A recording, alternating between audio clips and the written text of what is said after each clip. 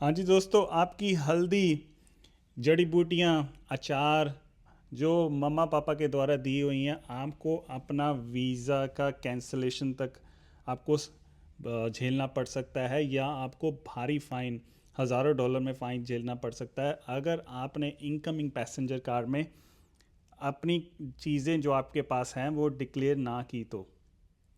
दोस्तों, आज मैं बात करूंगा, अगर आपका student visa, temporary resident visa लग चुका है या कोई भी और वीज़ा लग चुका है और आप ऑस्ट्रेलिया आ रहे हैं, तो आपको ये इनकमिंग पैसेंजर कार्ड ज़रूर भरना पड़ेगा। तो ये जो इनकमिंग पैसेंजर कार्ड है, इसमें 11 चीज़ों की आपको डेक्लरेशन देनी होती है। तो हम स्टेप बाय स्टेप डिस्कस करेंगे कि वो 11 चीज़ें कौन सी हैं। देखिए, फर्स्ट में आती है मेडिसिन, फायर आर्म्स, वेपन्स और इलिसिटेड ड्रग्स। ज़्यादातर लोगों के पास मेडिसिन ज़रूर होगी। तो अगर आपके पास मेडिसिन है तो घबराने की ज़रूरत नहीं है। आप उसकी प्रिस्क्रिप्शन रखिए और उसको यस डिक्लेयर कीजिएगा। तो अगर आपको बायो सिक्योरिटी ऑफिसर पूछता है कि आपके पास मेडिसिन है, तो आपको उसको बता सकते हैं कि हाँ, मैंने मेडिसिन कैरी की हुई है। और नंबर 2 पे आता है अल्कोहलिक ब्रीवरेजेस और सिगरेट। तो अगर आप सिगरेट लेके आ रहे हैं, ध्यान रखिएगा उसकी क्वांटिटी को, 25 ग्राम ऑफ टोबैको प्रोडक्ट्स, तो उसको भी आप डिक्लेयर कर सकते हैं, अन्यथा नो डिक्लेयर कर दीजिएगा। और नंबर 3 पॉइंट, ये उन लोगों के लिए है जिन्होंने ड्यूटी फ्री शॉपिंग की है $900 से ज़्यादा। जैसे कोई कोई एक्सपेंसिव या ब्रांडेड बैग्स वगैरह ख़रीदे हैं $900 से ज़्यादा, तो उसको आपको इसमें डिक्लेयर करना पड़ेगा, यस टिक करना पड़ेगा। मोस्ट ऑफ द एप्लीकेंट्स के लिए यहाँ पे नो आएगा। Number 4 also, most of the visa applicant would say no. However, अगर आपने ऑस्ट्रेलिया आ रहे हैं कोई बिज़नेस या कमर्शियल यूज़ के लिए, कुछ ऐसे आपको सैम्पल्स दिखाने हैं ऑस्ट्रेलिया के बिजनेसेस को, तो आपको इसमें यस टिक करना पड़ेगा। नंबर 5, अगर आपके पास, ये तो बहुत सिंपल है, अगर आपके पास $10,000 से ज़्यादा इक्वलेंट ऑस्ट्रेलियन फॉरेन करेंसी है, तो इसमें भी आपको यस टिक करना पड़ेगा। हालांकि जो ज़्यादातर केसेस में हमारे हमारे कल्चर के लोग को ज़्यादा फ़ाइन आता है, वो है नंबर 6 आइटम। इसको आपको बहुत ध्यान में रखना पड़ेगा, नंबर 6 एंड नंबर 7। तो इसमें क्या क्या इंक्लूडेड है? Meat, poultry, fish, sea food, eggs, dairy, fruit and vegetable.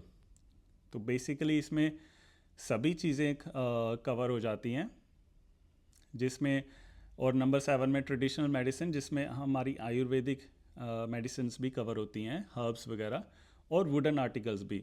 देखिए, मैं ऑस्ट्रेलिया बहुत बार मैंने इन एंड आउट किया है, और यूजली हम वुडन आर्टिकल्स लेके आते हैं, जैसे किसी और कंट्री से, एज ए शो पीस। तो उसको आप ज़रूर यस डिक्लेयर कीजिए अगर आपके पास कोई भी वुडन रिलेटेड आइटम है। और बायो सिक्योरिटी ऑफिसर यूजली आपको पूछता है कि आपने कैसी, कौन सी वुडन आइटम्स हैं, तो आप उसको बता सकते हैं कि ये वुडन आइटम मेरे पास शो पीस है। तो हो सकता है वो चेक भी ना करे और आपको जाने दे। बट आपको ध्यान रखना है कि आपके पास अगर कोई भी आइटम इनमें से रिलेटेड है, तो यस ज़रूर डिक्लेयर कीजिए, और आप उसको, ताकि आपको वो ऑफिसर ध्यान से उसको चेक कर सके और आपको फ़ाइन ना झेलना पड़े। अभी उसमें 8वें नंबर पे है एनिमल रिलेटेड प्रोडक्ट्स, जैसे कि पेट फूड, एग्स वगैरह हो गए, तो ये भी हैं। बी प्रोडक्ट्स हो गया। नंबर 9 पे soil, anything related to soil. Even आपको ध्यान रखना पड़ेगा कि जो आप शूज़, अगर आप कोई शूज़ कैरी कर रहे हैं, तो उनमें कोई मिट्टी तो नहीं ज़्यादा लगी। तो ध्यान रखिएगा, क्योंकि वो जो मिट्टी है वो ऑस्ट्रेलिया में उनके जो बायो सिक्योरिटी थ्रेट हो सकता है, उस मिट्टी से लेके उसमें कुछ चीज़ें हो सकती हैं जो हमारी ऑस्ट्रेलिया की बायो सिक्योरिटी को थ्रेट प्रोवाइड करे। और नंबर 9 पे है have you been in contact with farm और फार्म एनिमल्स। तो आप इस पे भी देख सकते हैं कि आप अगर पास 30 दिनों में अगर आप ऐसे एनिमल्स के कांटेक्ट में आए हैं, तो उसमें आपको यस डिक्लेयर करना पड़ेगा। और नंबर 11 बहुत इजी है। अगर आप पिछले 6 दिनों में अफ्रीका थे या साउथ सेंट्रल अमेरिका या कैरिबियन आइलैंड में थे तो आपको यस डिक्लेयर करना पड़ेगा, but most of the applicants हमारी बैकग्राउंड से शायद इसको नो ही डिक्लेयर करेंगे। अभी लेफ़्ट साइड पे आप देख सकते हैं, ये बहुत सिंपल है। आपको फैमिली में अपना सरनेम डालना है, फिर गिवन नेम में अपना पहला नेम डालना है, पासपोर्ट नंबर, फ़्लाइट नंबर और एड्रेस जहाँ पे आप रहेंगे। अगर आप होटल पे जाके रहेंगे तो होटल का एड्रेस। और अगर आप ऑस्ट्रेलियन सिटीज़न नहीं हैं तो आपको डिक्लेयर करना पड़ेगा कि आपको ट्यूबरक्लोसिस है या आपको कोई क्रिमिनल कन्विक्शन है या नहीं। तो दोस्तों, आखिर में मेरी राय यही रहेगी कि अगर आपके पास जो भी आइटम्स इनमें से मैंने जो डिस्कस किया आपके पास है तो यस पे टिक ज़रूर करना, नो लिख के उसको ओवरकम करने की कोशिश मत करना।